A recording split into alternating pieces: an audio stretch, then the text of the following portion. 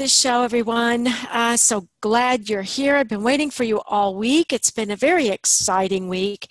As many of you know, I was on the Dr. Oz show talking about dreams and premonitions and how your dreams can save your life. But one of the ways that the Dr. Oz producers found me is through the shows that I do, the website I've got, and actually branding myself really well. So our guest today, Amy Slater, is one of the best at branding and showing you how to brand yourself as well.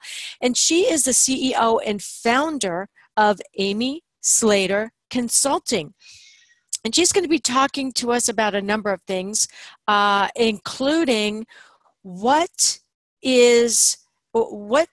do magic, miracles, and martinis all have in common. We're going to talk about that too. So welcome to the show, Amy.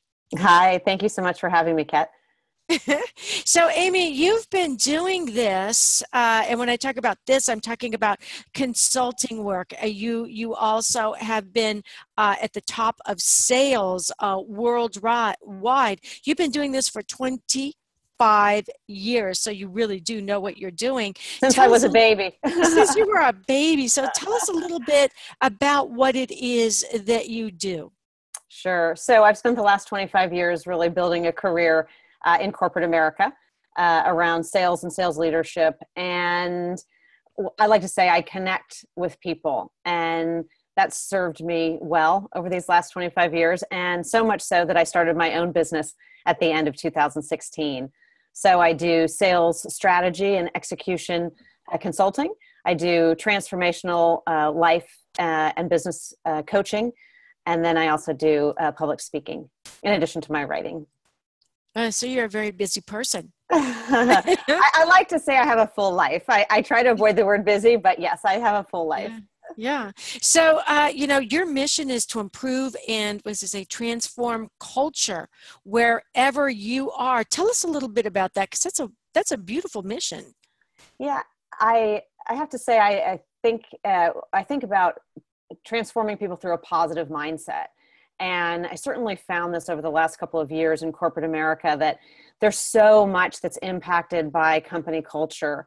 And really, people want to stay with people that they like to work with. And it doesn't mean you have to always be nice to everybody and give them everything they want.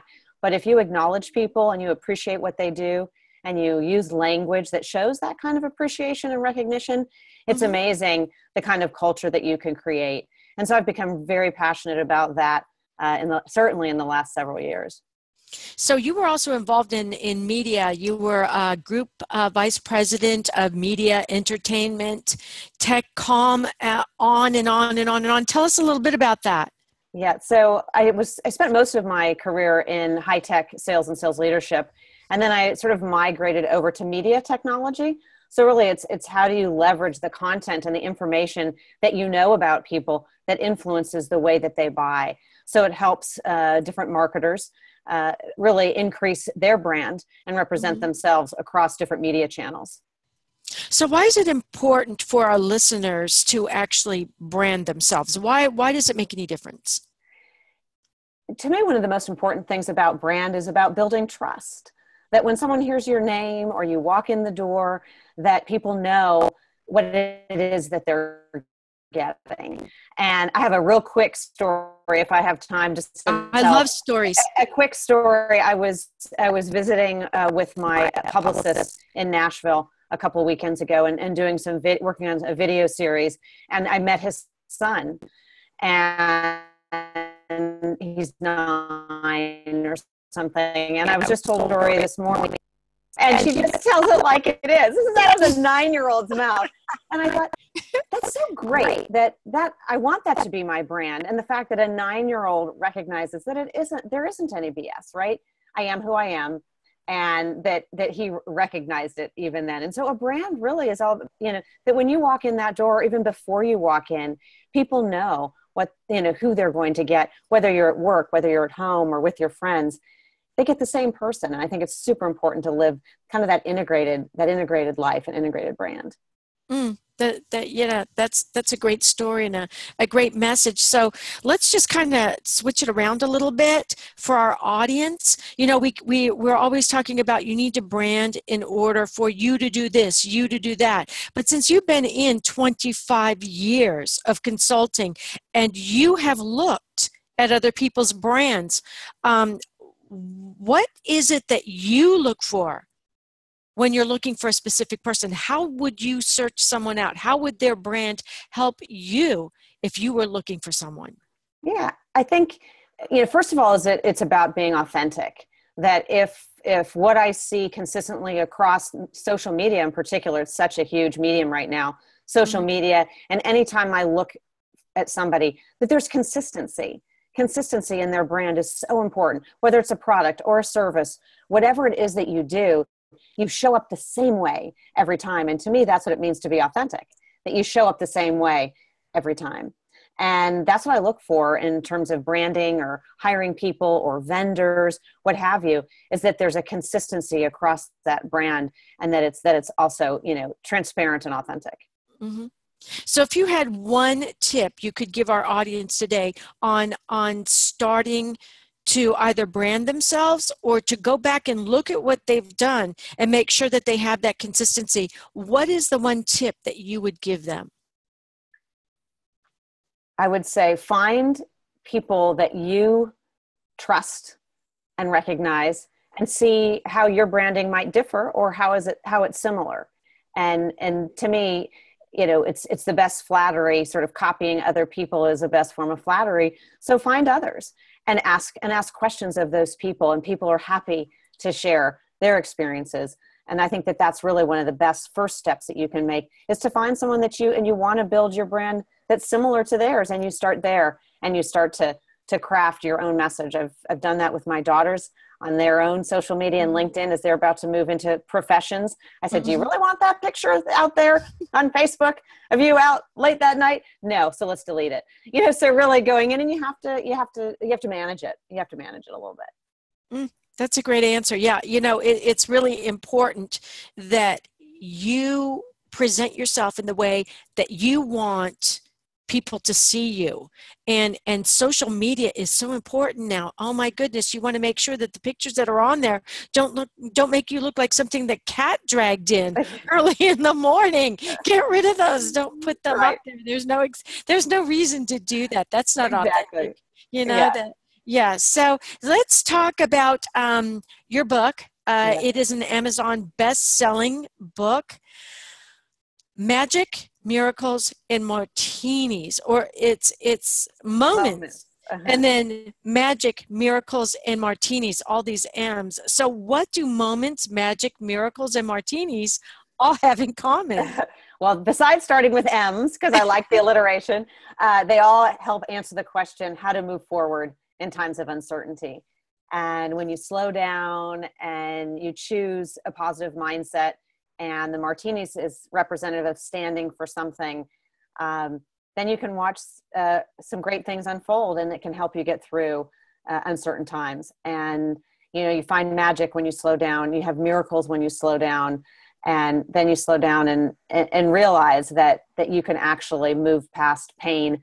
The stories really are inspiration, meant to inspire people that are going through various times of uncertainty. And that's what I use kind of as my guidelines. And what prompted you to write this book? I was spending about a year with my own coach. And one day I said to him, I think someday I'd like to write a book. And of course he said to me, so what's stopping you? And I said, me. He said, yes. And I said, so I guess I'm writing a book. And so that was really the first impetus. But really I was going through my own journey of self-discovery and realizing that when I changed my mindset, that I could get through most things unscathed. And I just met so many amazing people just by allowing new things into my life and taking down that wall. And I was also inspired by Brené Brown, her TED Talk that she has on vulnerability, which says vulnerability isn't weakness. And I spent most of my life really with this wall of perfection that I thought, I wanted to show the world, which it really wasn't perfect.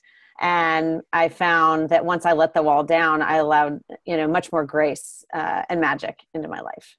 And so how did the martinis fit into this? Yes. Well, part of my journey is, since I was a child, I've suffered from IBS, which, if people know, is an inflammatory disease of the intestines.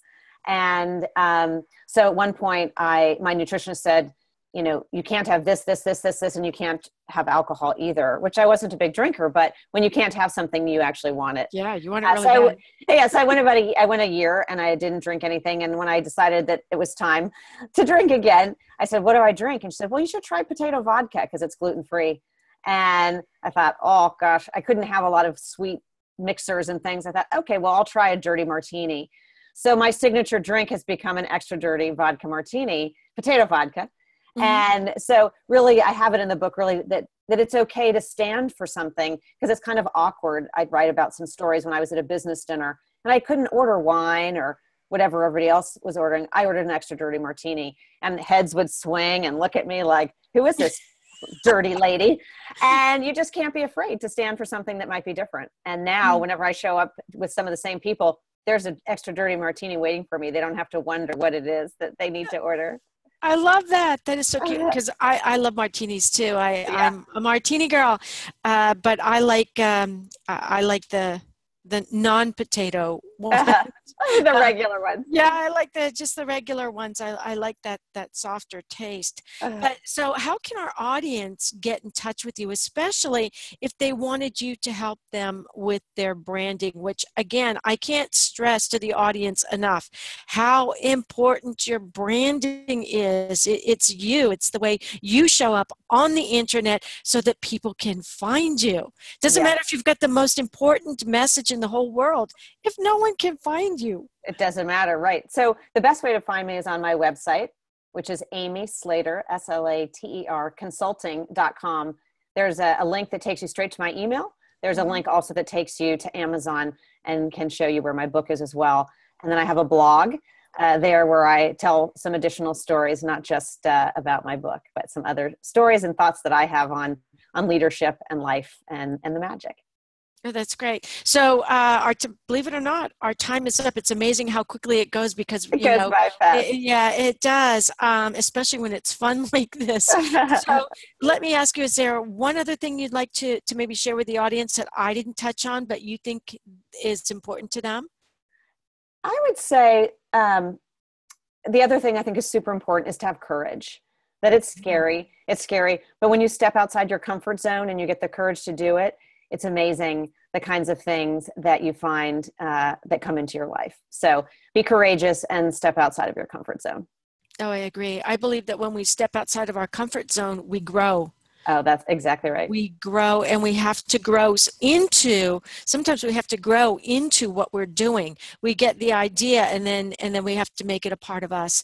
Well, thank you so much for being with us today, Amy. And I wish you all the luck in the world with your branding and what you're doing. I was reading through the things that you have that are going on in your life, and you are extremely busy. So, what do you have in store for the next 3 or 4 months? What do you have? So I'm going next week. I'll be in Chicago at a conference called Sales Hacker, and I'll be on a panel of women, other sales leaders, and we'll be talking about women in business, which will be fun.